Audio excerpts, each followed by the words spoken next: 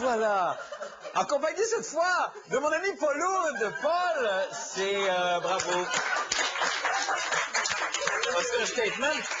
Et ça c'est une espèce de... C'est vraiment une caresse pour nos yeux assoiffés de beauté, ce costume-là que vous portez. Marc, je dirais qu'en ce moment, je me sens très viril. Ben, je vous comprends. Vous sointez le mâle comme rarement. Laissez-moi deviner, j'imagine que vous nous parlez des abeilles aujourd'hui. Bien sûr.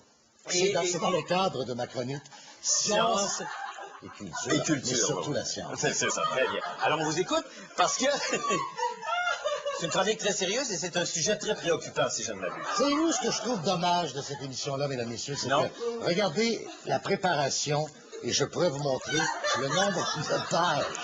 Le nombre de pages dans cette préparation de ma chronique qui s'intitule aujourd'hui « Mais où sont donc passées nos abeilles ?» Ah oui!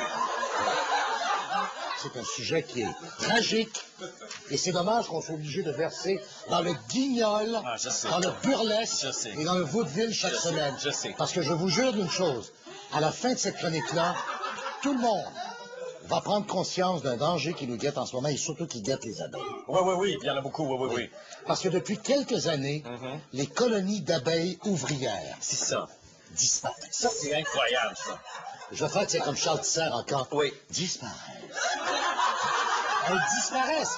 Elles ne meurent pas. Elles ne meurent pas, elles disparaissent. Et tout ça a commencé et a atteint une apogée l'an dernier. Oui. Alors qu'un apiculteur de la Floride, Oui. qui avait transporté des colonies d'abeilles pour pouvoir aider à la pollinisation, s'est aperçu qu'un matin, les abeilles ont commencé à quitter le nid pour aller au travail. Les abeilles ouvrières. OK, alors elles partaient le matin Elles partaient le matin et elles ne rentrent pas. Elles revenaient jamais? Elles disparaissent. C'est vrai, là, ça, c'est C'est tout à fait vrai ce que je vous raconte. Ont disparu sans laisser d'adresse. Ont-elles été enlevées? J'ai téléphoné à Claude Poirier. Et Claude m'a dit qu'il était à la recherche d'une Acura rouge. Et est-ce qu'il y a un danger réel direct pour nous? Albert Einstein aurait dit, si les abeilles disparaissent, nous en avons pour 4 ans. 4 ans.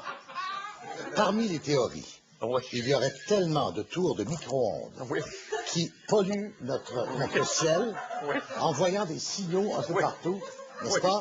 Oui. Que les abeilles seraient complètement désorientées par les tours à micro-ondes de portables. Ah, ça, c'est possible, De tours de transmission sans fil. OK. Elles n'arrivent plus à se retrouver. Imaginez-vous, ça nous rentre dans la tête, ça aussi. Ben oui, je sais, partout. Il y a aussi la possibilité qu'elles soient attaquées par des abeilles plus agressives, des frelons. En fait, pas des abeilles, des frelons. Des frelons, des gros agressifs, frelons, là. C'est gros, oui, ça, des frelons. qui se réuniraient en colonie et qui attendraient que les abeilles sortent pour aller cueillir le pollen pour pouvoir les attaquer. Savez-vous comment on appelle ça? Des gangs de ruches. Ce sont des frelons qui se mettent ensemble et qui attendent les abeilles ouvrières dans le coin et qui sautent dessus. Ah oui, je sais. Ça doit être effrayant, Des ça. gangs de ruches. Écoutez, je sais qu'il y a un élément humoristique dans cette émission-là.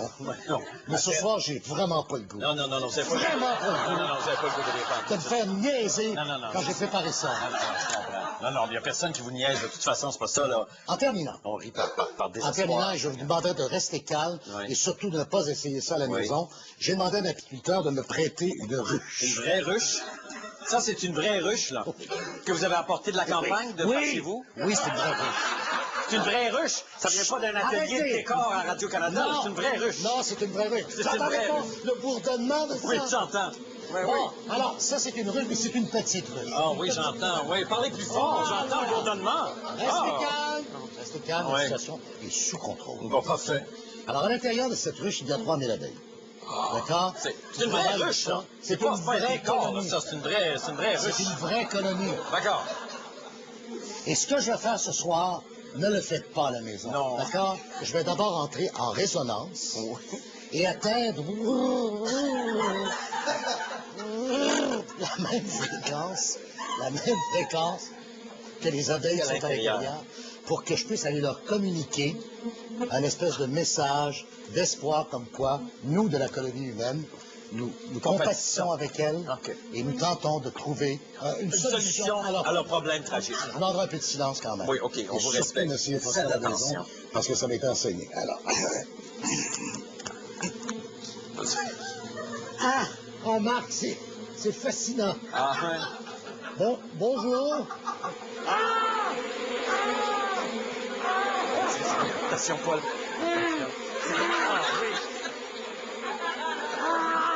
Non, ça pique. Je sais, ça pique. Oh non. Là, vous savez pas... Bon, alors voilà. Horreur! Non, c'est pas vrai! Eh bien, pour la deuxième fois cette année, j'ai l'immense regret de vous annoncer que... Mon Dieu, on l'a ici devant nous. Paul est mort! Pas tout à fait! Maintenant, il est mort! Partez le tape! À sa naissance, Paul pesait plus de 120 kilos. Adolescent solitaire et rêveur, il perdit sa virginité dans les bras de Raimunda Papacuento.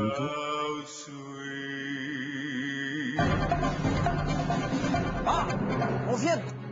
On vient de m'apprendre que non, illusion. Oh, bonheur. Paul n'est pas mort. Je répète, Paul n'est pas mort.